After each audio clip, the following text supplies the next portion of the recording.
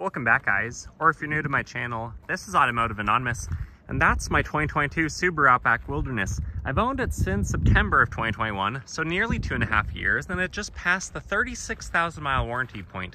So it's now out of the bumper-to-bumper warranty, but it does still have the powertrain warranty, and I want to share everything with you guys that has happened since my last update in December, maybe about 6,000 miles ago. So with that said, let's get right into this. And this update really isn't Outback Wilderness specific. It's more just Turbo Outback or even 6th Gen Outback specific for everything that's not powertrain. So I hope this is beneficial for you because basically 500,000 people have the current generation Outback, and a lot of people are considering one because it is a pretty good vehicle. It offers a lot, it does a lot of things really well.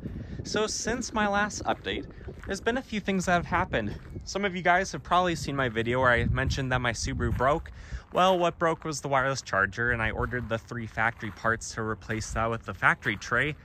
But something else broke since the last one. If you haven't seen that video, you're welcome to watch it and see how to pull out the factory wireless charger and replace it with the 30 bucks worth of tray right there. But the other thing that broke, which I actually took my Subaru in for the service department to check out right before it came out of warranty, was the heated seats stopped working. Which, if you guys know, I sometimes complain about Subaru heated seats. They get warm, but they don't get hot. And other vehicles, other brands like Mazda especially, get really hot. For instance, my Miata seats can almost burn you. These only get kind of warm, and I'm weird. I just like them to be really warm. So a few months ago, I was pretty sure that they stopped working, but it took me a little while to confirm that just because I never thought that they got very hot. So I took it into the service center, and just one of the fuses had gone out, which just had to be replaced. If you're wondering, this is just the hidden switch for my light bar up front. But all they had to do was fix the fuse, and they thought that it was connected to the wireless charger, which I pulled that out originally because I never thought it worked very well.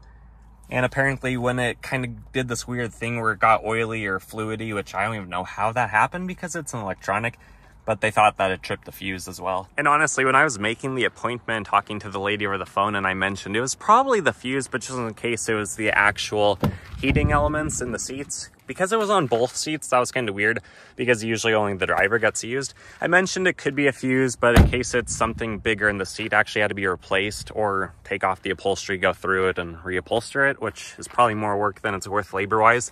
I just want them to check that out. The other thing was the sunroof. It doesn't leak or have any real issues, but it does get kind of creaky sometimes.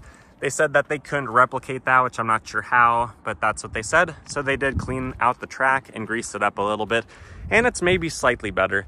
But really, I have no complaints about the sunroof at this point. It hasn't leaked. I do sometimes forget to close it when I park it outside, but that's more just when it's tipped back a little bit, not when it's actually slid open, because you'd have to be really not paying attention to miss that. And I mention all of this just because, even though it's just a silly 50-cent fuse in case something else is wrong, while your Subaru is under warranty, before you run out of the bumper-to-bumper, you might as well have the dealership check it out and fix the things that otherwise are going to bother you down the road.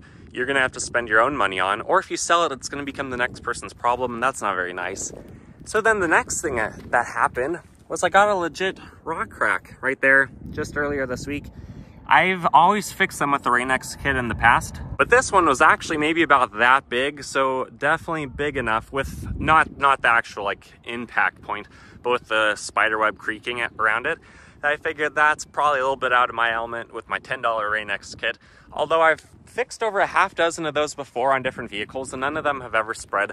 So I decided, what the heck, let's call State Farm, which is my insurance, and just see if they cover windshield rock chips. And to my surprise, starting this year, actually, they do cover those. So the shop said that the first one would be about 40 bucks. And then just for the heck of it, I had them re-drill out an old one that I had from a few months ago, which has not spread, but they did a second one. So this specific shop is 40 bucks for the first one, $10 for additional, but now that State Farm covers it, I'm assuming it's still about making money, and they probably would rather spend 50 bucks every once in a while on fixing some rock chips than spending maybe $500 after your deductible to replace the whole windshield.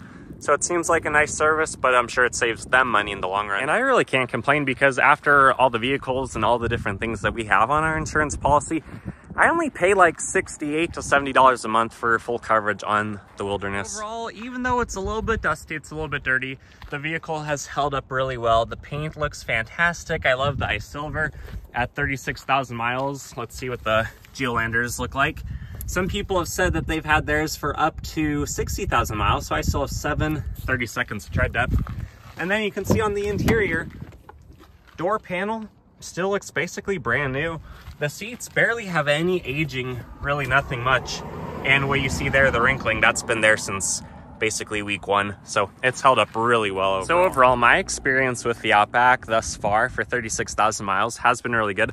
But I'm actually currently working on a really elaborate miles per gallon video that I'm going to share with you guys in a few weeks. It's still about halfway through. It's just taking a lot of time because I'm driving hundreds of miles at different speeds to show you exactly what it gets on the same 20-mile road stretch, pretty flat ground at 80 miles an hour, 75, 70, and 65. And let me just share right now, the best versus the worst miles per gallon I've gone between the different speed ranges is literally insane how finicky this turbo can be at higher speeds versus how impressive and how far beyond EPA ratings I have gotten at lower speeds. In fact, it's gone into the upper 30s on a 20-mile stretch, but I'll share all that in a few more weeks. And with that video, I'm also keeping track of oil temp, ranges, ambient air temp, tire PSI, and just quite a few factors so that you guys can see exactly what it's getting on the specific octane and gas that I'm using. So although there's not a lot of things I can truly complain about my Outback and issues that it's had,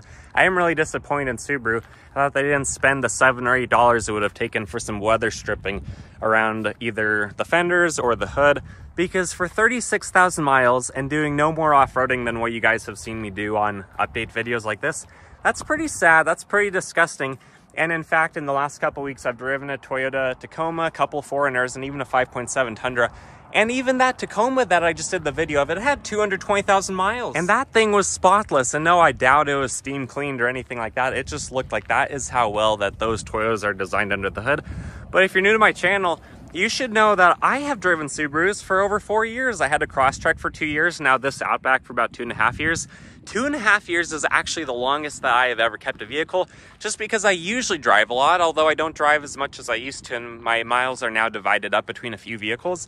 But I used to drive 30,000 miles or more a year. So I would drive for 2 years, go through the powertrain warranty, sell the vehicle, and have a new experience. And because what I do for my day job, it could justify paying for a reliable vehicle, and that's kind of my splurge in life. I just traded every couple years, always paid them off in full because I want to be paying interest on a decreasing liability.